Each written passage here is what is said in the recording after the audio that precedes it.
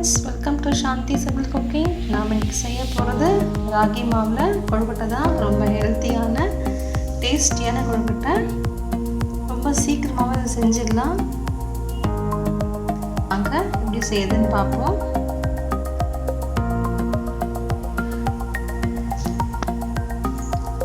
நான் இந்த கப்பில் 1 கப் அளவுக்கு ராகி மாவு எடுத்திருக்கேன்.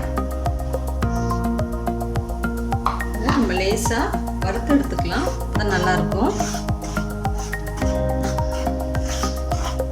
கொஞ்சம் அது நிறம் மாறும், நமக்கு நல்லா அந்த வாசம் வரும். லேசாக வறுத்துக்கலாம்.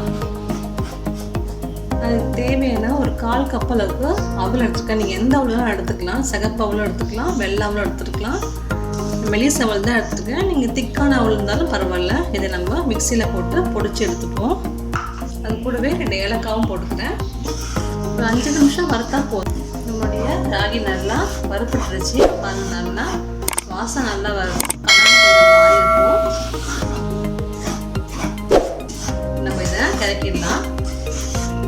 நம்ம இதை இறக்கிட்டு பவுலுக்கு மாற்றிக்கலாம். மாவு ஆறட்டும். அதுக்குள்ள நம்ம எந்த கப்பில் மாவு எடுத்தோமோ அதே கப்பில் நான் வெல்லம் 1 கப் எடுத்துருக்கேன். கொஞ்சமாக தண்ணி ஊற்றிக்கலாம். வெள்ளம் ரெடி ஆகிடுச்சு. நம்ம இதை இறக்கிக்கிட்டு ஒரு பவுலுக்கு மாற்றிக்கலாம். பொடிச்சு வச்ச அவல் நம்ம இதை சேர்த்துக்கலாம். நம்ம அவல் ஏன் போடணும், அப்போ தான் நல்லா சாஃப்டாக கிடைக்கும் நம்மளுக்கு.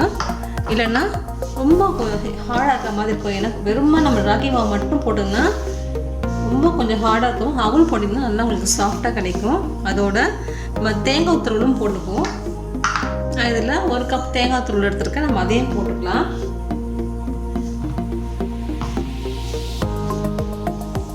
தேங்காய் போட்டிங்கன்னா நல்லா டேஸ்ட்டாக இருக்கும். தேங்காய் நிறைய போட்டிங்கன்னா நல்லா டேஸ்ட்டாக இருக்கும் கொழுக்கட்டை உங்களுக்கு.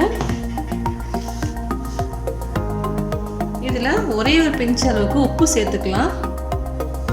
உப்பு போட்டோம்னா நம்மளுக்கு இனிப்பு நல்லா கூட எடுத்து கொடுக்கும். எல்லாத்தையும் நல்லா கலரி விட்டுடுங்க.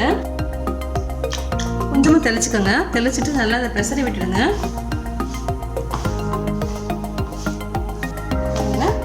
நல்லா கலரி விட்டாச்சு. இப்போ நம்ம இதில் வெள்ளைப்பாகை சேர்த்துக்கலாம். வெள்ளைப்பாகை கொஞ்சமாக ஊற்றிக்கோங்க. மொத்தமாக ஊற்றிடாதீங்க. வேண்டிய அளவுக்கு ஊற்றிக்கலாம்.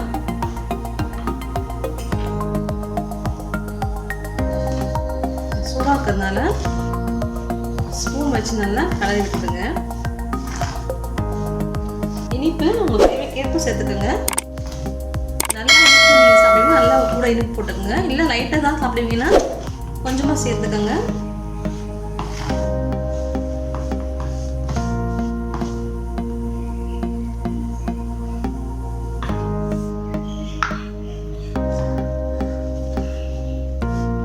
நல்லா இதை பிசைஞ்சு விட்டுக்கோங்க. இனிப்பு நல்லா சேர்த்து நல்லா பிசைஞ்சு விட்டுக்கோங்க.